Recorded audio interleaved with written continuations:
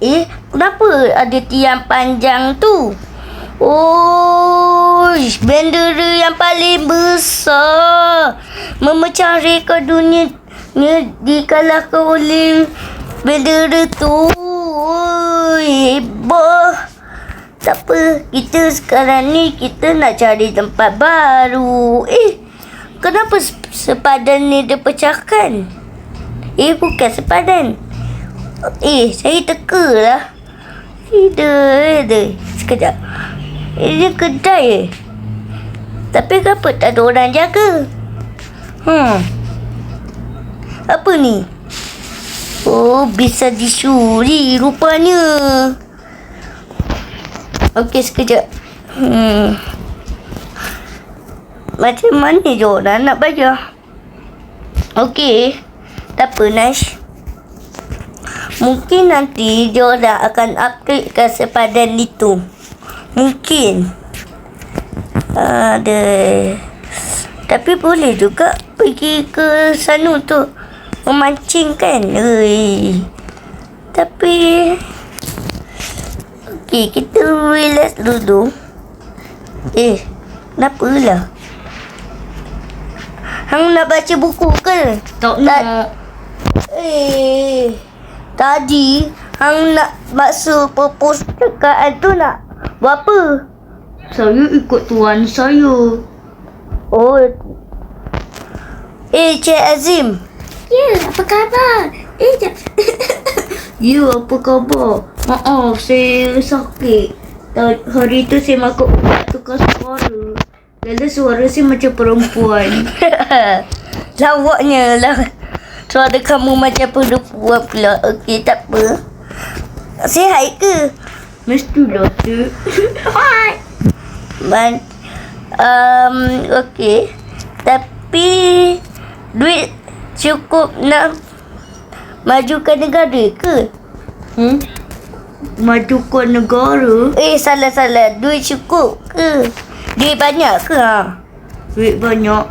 Boleh lah. Alhamdulillah. Boleh lah.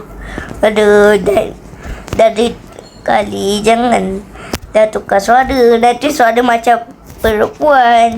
Ya loh. Okey, baik. Assalamualaikum. Waalaikumsalam. Aduh, apalah. Ada pakcik pelik ni. Pula.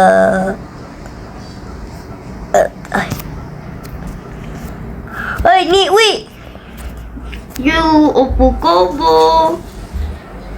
Sihat ke tak? Sihat. Okey, tak apalah. Jom kita balik.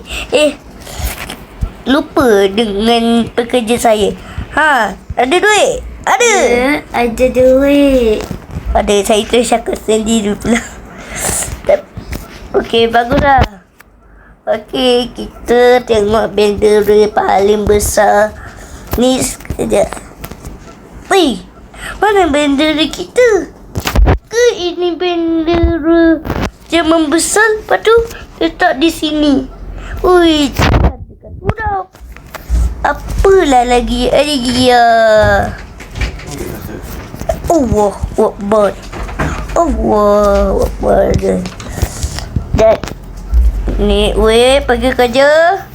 Tak ada. Oi, sakit lah. Kau ni. Elah duduk dekat rumah orang lah. Buat kerja. Pergilah. Pergi dekat perpustakaan. Saya nak pergi belajar. Belajar. Aku nak lepak. Awak dah lepak dengan siapa? Mana ada. Saya nak pergi perpustakaan. Mana ya? Tu.